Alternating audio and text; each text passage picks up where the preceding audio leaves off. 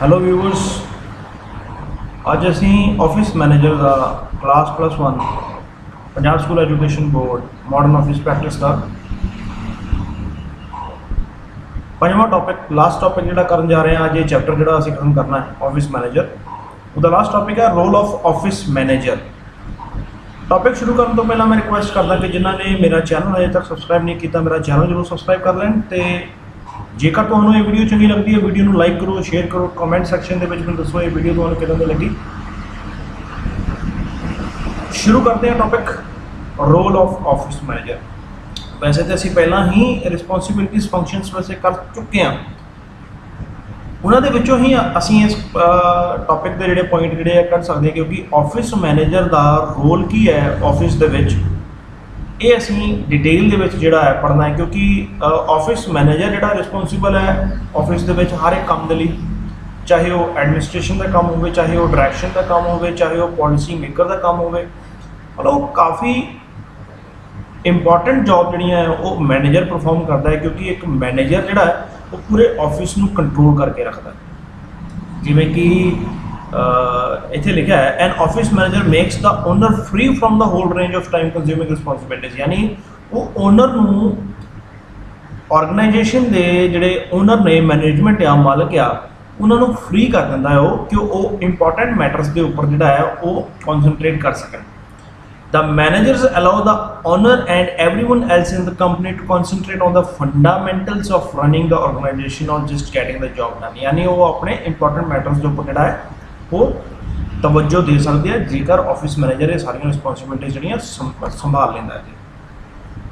हुण डिस्कस करते हैं, क्योंकि छोटा जिहा टॉपिक है, मैं ज़्यादा समय नहीं लूँगा, ये वीडियो ज़्यादा लंबी नहीं बनाऊँगा। मैं पहला जिहड़ा इहदा एक रोल है वो है the office manager act as a captain of ship, यानी वो शिप के कैप्टन के तौर पर, जिवें एक कैप्टन जिहड़ा है वो अपने शिप को कंट्रोल करता है, सेम उस तरह ऑफिस मैनेजर जिहड़ा है वो अपने शिप को जिहड़ा है अपनी कंपनी को जिहड़ा है वो कंट्रोल करता है अपने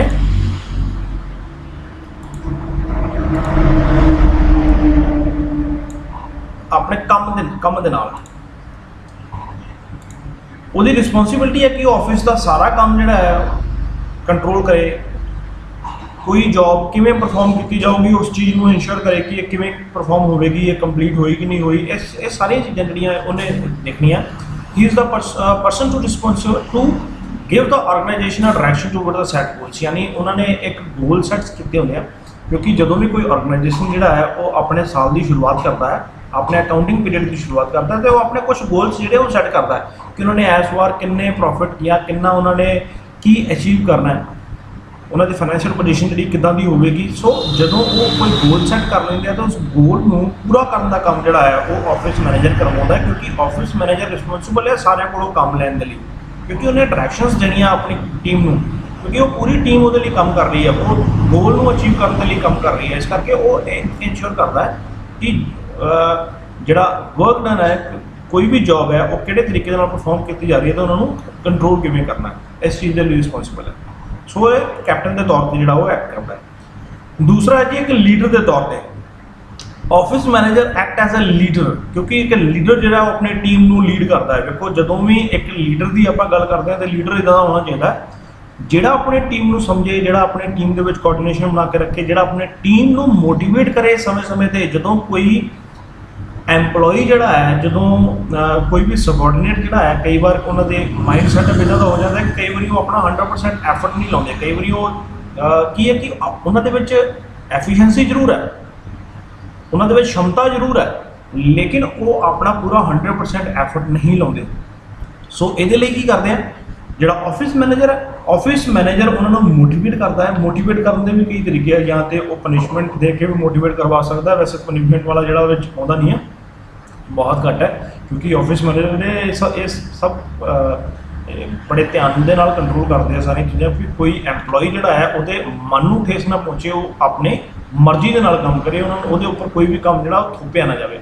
सो वो ये चीज़ जिहड़ी आ मोटिवेट करने के लिए उन्होंने बोनस दे सकता है, उन्होंने कोई इंसेंटिव दे सकता है, कोई एक्सट्रा इनकम दे सकता है जिहदे लिए वो काम कर। इस करके वो एक लीडर के तौर पर काम करता है, अपनी टीम को लीड करेगा। जे किसी को कोई काम के प्रॉब्लम आती है तो वो ये भी हो सकता है कि शायद वो काम जो उन्होंने आप करके समझावे, क्योंकि एक मैनेजर जोड़ा है वो ऑल राउंड जोड़ा और उस ऑफिस में कंट्रोल कर रहा है। सो जो किसी एम्पलॉय को प्रॉब्लम होती है तो वो प्रॉब्लम का सलूशन जोड़ा ऑफिस मैनेजर के कोल होना चाहिए, क्योंकि एक लीडर के तौर पर काम कर रहा है। तीसरा इसका रोल ये होएगा कि वो एक ब्रिज के तौर पर काम करेगा वर्कर एंड द एडमिनिस्ट्रेशन। देखो हम वर्कर जोड़े वो सबॉर्डिनेट्स ने, एम्पलॉयज़ ने, एडमिनिस्ट्रेशन का मतलब है कि जी मैनेजमेंट है उन्होंने एक ब्रिज का काम करेगा। देखो जो कोई की होंगे कि एक ना चैनल फॉलो किया जाता है कम्यूनीकेशन के लिए, जो भी कोई ऑर्गेनाइजेशन काम करता है तो एक चैनल के थ्रू जी कम्यूनीकेशन होती है, क्योंकि कोई भी एम्पलॉय कोई लो लैवल का एम्पलॉय जो सीधा टॉप लैवल में जो कम्यूनीकेट नहीं कर सकता, क्योंकि उन्होंने एक चेन के थ्रू जो है जिन्होंने असी प्लस टू के स्केलर चेन के तौर पर जो पढ़िया है प्रिंसिपल, वो स्केलर चेन को फॉलो करके जो कम्यूनीकेशन जी की जाती है, जेकर कोई ऑर्गेनाइजेशन वधिया तरीके काम करना चाहता है तो। सो वो की करता है जदों कोई भी वर्कर वो कोई समस्या लैके आता है, कोई मैनेजमेंट के नाल रिगार्डिंग कोई सजेशन लैके आता है, कोई जी मैनेजमेंट तक पहुँचानी है, तो जो मैनेजर है मैनेजर उन्होंने एक ब्रिज का काम करता है, यानी वो वर्कर को सजेशन वो प्रॉब्लम जी लवेगा, वो उन्होंने एडमिनिस्ट्रेशन तक पहुँचाएगा, यानी टॉप मैनेजमेंट तक पहुँचाएगा, उन्होंने कम्यूनीकेट करेगा, वो उन्होंने दोनों के टच के रहेगा, एडमिनिस्ट्रेशन के टच के भी रहेगा, वर्कर के टच के भी रहेगा, तो वो उन्होंने दोनों के जोड़े अच्छे रिलेशन जोड़े बनाने की जी वो कोशिश करेगा, मेनटेन करेगा उन्होंने कि किमें अच्छे रिलेशन बनाए जाए।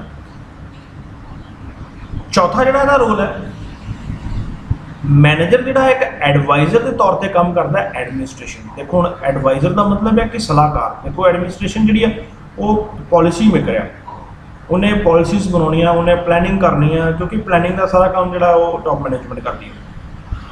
टॉप मैनेजमेंट जी जो भी ऑर्गेनाइजेशन के जोड़े एक कह लो कि मैनेजमेंट जो किसी भी तरीके की कोई पॉलिसी बनाती है या कोई प्लैनिंग करती है, तो मैनेजर के थ्रू जी ये इंश्योर करती है कि मैनेजर जो उस चीज़ को पूरा करवाएगा। हम कई बार की होंगे देखो, क्योंकि टॉप मैनेजमेंट वर्कर के नाल सीधी इन टच नहीं है, वर्करस के नाल सीधा इन टच जोड़ा वो है वो मैनेजर का, यानी मैनेजर ने उन्होंने एक कह सकते कि उन्होंने लैवल पर जाके काम देखा है भी किहड़ा काम किवें परफॉर्म किया जाएगा। इस करके कई बार टॉप मैनेजमेंट जो किसी भी तरह के तरीके की कोई पॉलिसीज वगैरह बनाती है या किसी भी तरीके का कोई काम किया जाता है टॉप मैनेजमेंट द्वारा, जिथे कितने उन्होंने प्रॉब्लम आती है उत्थे उन्होंने मैनेजर भी हेल्प करता है, क्योंकि मैनेजर लगातार अपने एम्पलॉयज़ के टच के है।